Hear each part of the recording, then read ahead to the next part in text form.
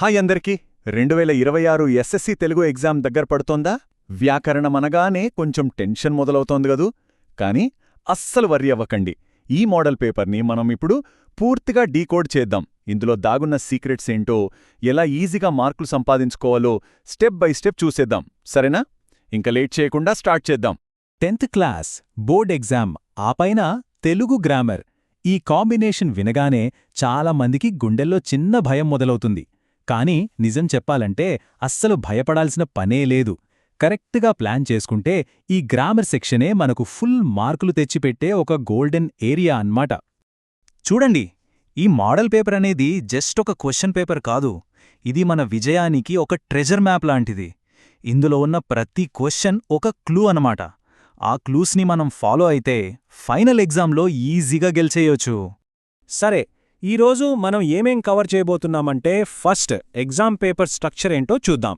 ఆ తర్వాత పదాలు ఎలా ఏర్పడతాయో అంటే సందులు, సమాసాలు. నెక్స్ట్ పద్యాల్లోని అందం అంటే ఛందస్సు, అలంకారాలు. దాని తర్వాత సెంటెన్స్ స్ట్రక్చర్, వాక్యాలు ఎలా మార్చాలి అనేది. ఫైనల్గా మనం వొకాబులరీని టెస్ట్ చేసుకుని వీటన్నిటినీ కలిపి ఒక పర్ఫెక్ట్ విన్నింగ్ స్ట్రాటజీ ఎలా రెడీ చేసుకోవాలో తెలుసుకుందాం. ఓకే, ఏ పనిలోనైనా గెలవాలంటే ముందు మనం దేన్ని ఎదుర్కొంటున్నామో తెలియాలి. అందుకే మన ఫస్ట్ స్టెప్ పేపర్ ప్యాటర్న్ను పూర్తిగా అర్థం చేసుకోవడం. ఎలాంటి క్వశ్చన్స్ వస్తున్నాయి, దేనికి ఎన్ని మార్కులు, ఇది తెలిస్తే చాలు, సగం గెలిచినట్టే. గుర్తుపెట్టుకోండి, మనమిక్కడ జస్ట్ క్వశ్చన్ ఆన్సర్ గేమ్ ఆడట్లేదు. మనం డిటెక్టివ్స్ లాగా ప్రతి క్వశ్చన్ వెనుకున్న ప్యాటర్న్ను పట్టుకోవాలి. ఎగ్జామినర్ ఏ టాపిక్స్కి ఎక్కువ ఇంపార్టెన్స్ ఇస్తున్నారో కనిపెట్టాలి. ఈ అనాలిసిసే మన స్టడీ ప్లాన్కి పునాది వేస్తుంది. రైట్, ఇక అసలు విషయంలోకి వచ్చేద్దాం. మన ఫస్ట్ మేజర్ టాపిక్ పద నిర్మాణం, అంటే వర్డ్స్ ఎలా ఫామ్ అవుతాయి. ఇందులో మనకుండేవి రెండు సందులు, సమాసాలు. ఇవి తెలుగు గ్రామర్కి బ్యాక్బోన్ లాంటివి, సో చాలా ఇంపార్టెంట్. సంధి చాలా సింపుల్ కాన్సెప్ట్.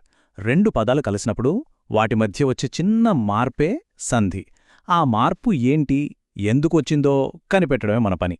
ఈ ఒక్క బేసిక్ ఐడియా మైండ్లో ఉంటే చాలు, చాలా ఈజీ అయిపోతుంది. ఇక్కడ క్వశ్చన్స్ ఎలా అడుగుతున్నారో చూడండి.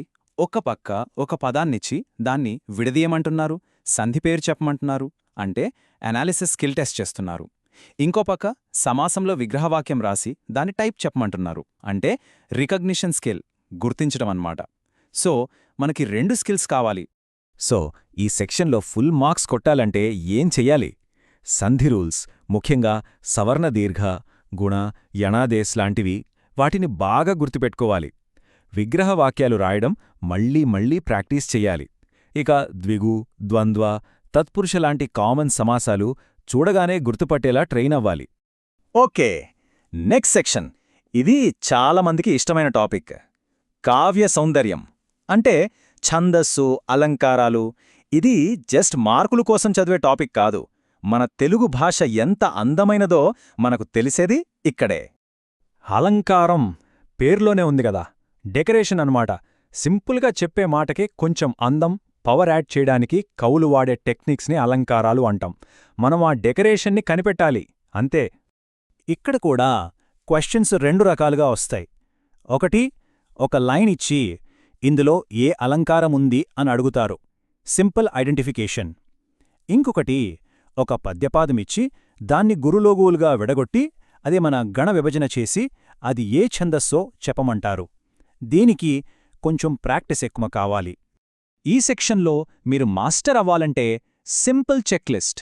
ఫస్ట్ ఉపమా, రూపక, అతిశయోక్తి లాంటి మెయిన్ అలంకారాల డెఫినిషన్స్ ఎగ్జాంపుల్స్తో సహా నేర్చుకోండి. సెకండ్, గురు, లఘువులు ఎలా పెట్టాలో, గణ విభజన ఎలా చేయాలో బాగా, చాలా బాగా ప్రాక్టీస్ చేయండి. అంతే, సింపుల్. రైట్, ఇప్పుడు ఇంకో వెరీ ఇంపార్టెంట్ టాపిక్, వాక్య నిర్మాణం, అంటే సెంటెన్స్ స్ట్రక్చర్.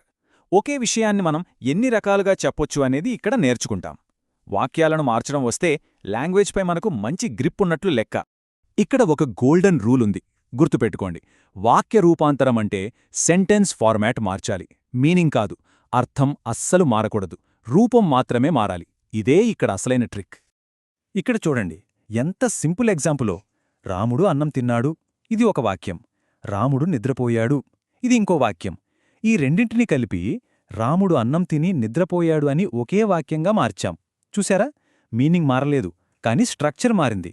ఈ చిన్న లాజిక్ని పట్టుకుంటే చాలు. సో ఈ సెక్షన్ కోసం మీ ప్రిపరేషన్ లిస్ట్లో ఉండాల్సినవి ఏంటంటే సామాన్య, సంక్లిష్ట, సంయుక్త వాక్యాల మధ్య డిఫరెన్స్ క్లియర్గా తెలియాలి.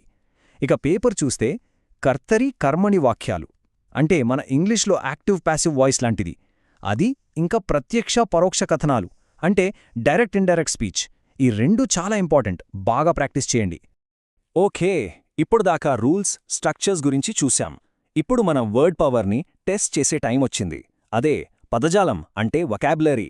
గ్రామర్ రూల్స్ ఎంత ముఖ్యమో మనకు ఎన్ని పదాలు తెలుసు అనేది కూడా అంతే ముఖ్యం. మన భాషాబలం చూపించాల్సిన చోటు ఇది. వొకాబులరీ అనగానే జస్ట్ మీనింగ్స్ అనుకోవద్దు. ఇందులో చాలా వెరైటీలున్నాయి.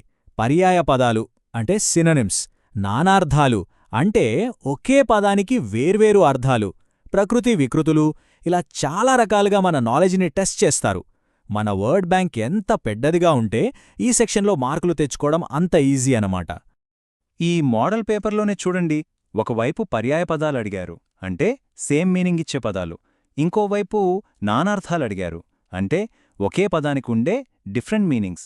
దీన్ని బట్టి మనకేమర్థమవుతోంది? వొకాబులరీలో ఎంత వెరైటీ ఉందో. మరి ఈ సెక్షన్లో స్కోర్ చేయడానికి సీక్రెట్ ఏంటి? సింపుల్, చదవడం, చదవడం, ఇంకా చదవడం. ముఖ్యంగా మన టెక్స్ట్ బుక్లోని ప్రతి కొత్త పదాన్ని, దాని అర్థాన్ని నోట్ చేసుకోండి.